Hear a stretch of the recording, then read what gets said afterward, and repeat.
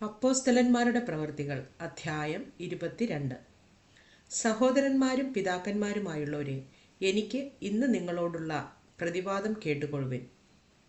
എന്നാൽ എബ്രായ ഭാഷയിൽ സംസാരിക്കുന്നത് കേട്ടിട്ട് അവർ അധികം മൗനമായി നിന്നു.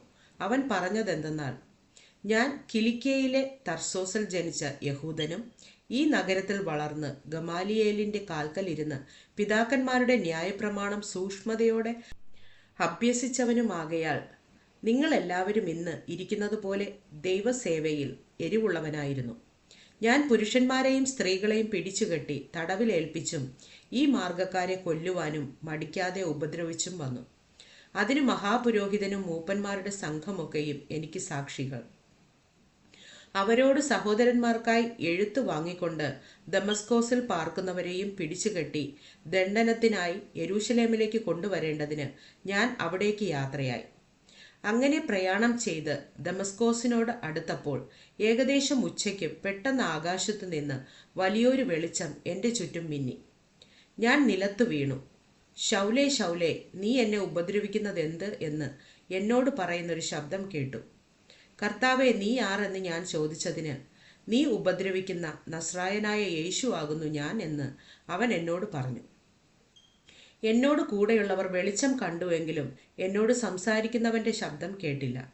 കർത്താവെ, ഞാൻ എന്തു ചെയ്യണമെന്ന് ചോദിച്ചതിന് കർത്താവ് എന്നോട്, എഴുന്നേറ്റ് ദമസ്കോസിലേക്ക് പോക, നീ ചെയ്യേണ്ടതിന് വിധിച്ചിരിക്കുന്നതെല്ലാം അവിടെ നിന്നോട് പറയുമെന്ന് കൽപ്പിച്ചു. ആ വെളിച്ചത്തിന്റെ തേജസ് ഹേതുവായിട്ട് കണ്ണ് കാണായികയാൽ കൂടെയുള്ളവർ എന്നെ കൈക്ക് പിടിച്ച് നടത്തി. അങ്ങനെ ഞാൻ ദമസ്കോസിലെത്തി. അവിടെ പാർക്കുന്ന സകല യഹൂദന്മാരാലും നല്ല സാക്ഷ്യം കൊണ്ടവനായി ന്യായപ്രമാണപ്രകാരം ഭക്തിയുള്ള പുരുഷനായ അനന്യാസ് എന്നൊരുത്തൻ എൻ്റെ അടുക്കൽ വന്നു നിന്നു. സഹോദരനായ ശൗലേ, കാഴ്ച പ്രാപിക്ക എന്ന് പറഞ്ഞു. ആ നാഴികയിൽ തന്നെ ഞാൻ കാഴ്ച പ്രാപിച്ച് അവനെ കണ്ടു. അപ്പോൾ അവൻ എന്നോട്, നമ്മുടെ പിതാക്കന്മാരുടെ ദൈവം നിന്നെ തൻ്റെ ഇഷ്ടം അറിവാനും നീതിമാനായവനെ കാണുവാനും അവൻ്റെ വായിൽ നിന്ന് വചനം കേൾപ്പാനും നിയമിച്ചിരിക്കുന്നു. നീ കാണുകയും കേൾക്കുകയും ചെയ്തതിന് സകല മനുഷ്യർക്കും നീ അവൻ്റെ സാക്ഷിയായി തീരും. ഇനി താമസിക്കുന്നതെന്ത്? എഴുന്നേറ്റ് അവൻ്റെ നാമം വിളിച്ച് പ്രാർത്ഥിച്ച് സ്നാനമേറ്റ് നിന്റെ പാപങ്ങളെ കഴുകിക്കളക എന്ന് പറഞ്ഞു. പിന്നെ ഞാൻ യെരൂശലേമിൽ മടങ്ങിച്ചെന്ന് ദൈവാലയത്തിൽ പ്രാർത്ഥിക്കും നേരം ഒരു വിവശതയിലായി അവനെ കണ്ടു.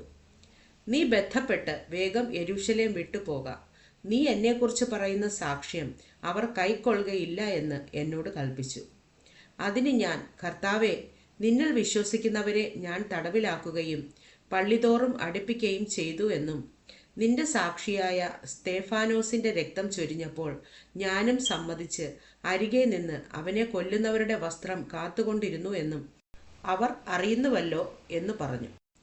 അവൻ എന്നോട്, നീ പോക, ഞാൻ നിന്നെ ദൂരത്ത് ജാതികളുടെ അടുക്കലേക്ക് അയക്കും എന്ന് കൽപ്പിച്ചു.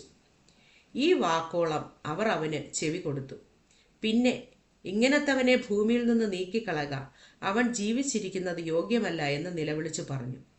അവർ കൂക്കലിട്ടും വസ്ത്രം കീറിക്കളഞ്ഞും പൂഴിവാരി മേലോട്ടെറിഞ്ഞും കൊണ്ടിരിക്കുമ്പോൾ അവർ ഇങ്ങനെ അവൻ്റെ നേരെ ആർക്കുവാൻ സംഗതി എന്ത് എന്ന് അറിയേണ്ടതിന് ചമ്മട്ടി കൊണ്ട് അവനോട് ചോദ്യം ചെയ്യണം എന്ന് സഹസ്രാധിപൻ പറഞ്ഞ് അവനെ കോട്ടയിലേക്ക് കൊണ്ടുപോകുവാൻ കൽപ്പിച്ചു. തന്നെ വാറുകൊണ്ട് കെട്ടുമ്പോൾ പൗലോസ് അരികെ നിൽക്കുന്ന ശതാധിപനോട്, റോമാ പൗരനും വിസ്താരം കഴിയാത്തവനുമായ മനുഷ്യനെ ചമ്മട്ടി കൊണ്ട് അടിക്കുന്നത് വിഹിതമോ എന്ന് ചോദിച്ചു. ഇത് കേട്ടിട്ട് ശതാധിപൻ ചെന്ന് സഹസ്രാധിപനോട്, നീ എന്ത് ചെയ്യുവാൻ പോകുന്നു? ഈ മനുഷ്യൻ റോമാ പൗരനാകുന്നു എന്ന് ബോധിപ്പിച്ചു. സഹസ്രാധിപൻ വന്ന്, നീ റോമാ പൗരൻ തന്നെയോ? എന്നോട് പറക എന്ന് ചോദിച്ചതിന് അതെ എന്നവൻ പറഞ്ഞു. ഞാൻ ഏറിയ മുതൽ കൊടുത്ത് ഈ പൗരത്വം സമ്പാദിച്ചു എന്ന് സഹസ്രാധിപൻ പറഞ്ഞതിന്, ഞാനോ അങ്ങനെ ജനിച്ചിരിക്കുന്നുവെന്ന് പൗലോസ് പറഞ്ഞു. ഭേദ്യം ചെയ്യുവാൻ ഭാവിച്ചവർ ഉടനെ അവനെ വിട്ടുമാറി. സഹസ്രാധിപനും അവൻ റോമാ പൗരൻ എന്നറിഞ്ഞപ്പോൾ അവനെ ബന്ധിച്ചതുകൊണ്ട് ഭയപ്പെട്ടു.